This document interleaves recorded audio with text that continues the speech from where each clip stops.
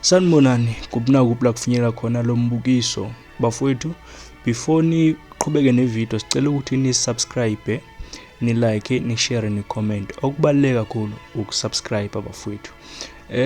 Namhlanje ke siniphathele indaba futhi ezintsha njengoba nazi ukuthi ke i-channel le eyokugobhoza kule insuku bafowethu sekugobhoza ngisho insizwa sesiyalingana phela nabantu besifazana. Zitikeza namhlanje ke insizwa lapha uSibindi umfamseleko ke bayamaza abaningi njengompumelelo mfamseleko elomnsizwa ke uSibindi usethumele ke umlayezo ophuthumayo nobalekile kubantu abakhe njengoba sazi ukuthi ke phela uVuyokazi umuntu wakhe lo usecacele kwenye indawo. Manje ke le ndaba ke uyiposte lapha ya enkundleni zokuxhumana ifundeka kanje le ndaba. Zingane zami lapha enikhona nihlale nazi ukuthi ubaba uyanithanda.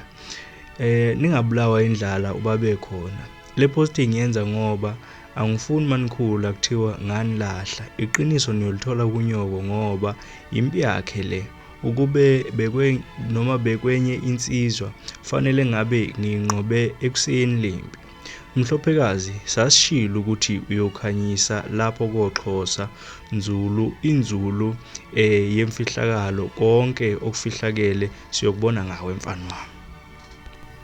Abantu abaningi ke baveze imibono ehlukahlukene njengoba sazi ukuthi phela thina nje abantu nje baseningizimu Afrika siyayithanda bafuthi indaba zosaziwayo bethu. So ke abantu abaningi ke baveza ama-comments amaningi ahlukahlukene, abanye bencoma ukukhula kwayo insizwa, abanye ke begxeka ngoba siyazi ukuthi ke makhona nje indaba ekhona kuba khona abantu abavumelana nayo, kube khona futhi abaphikisana nayo.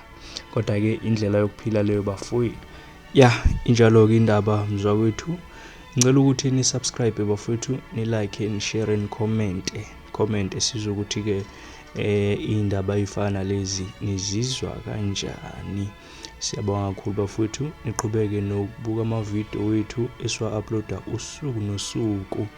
Okuningi ke niyokuthola uma ngabe nihleli nisiseka ngayo yonke indlela bafowethu. Siyabonga kakhulu.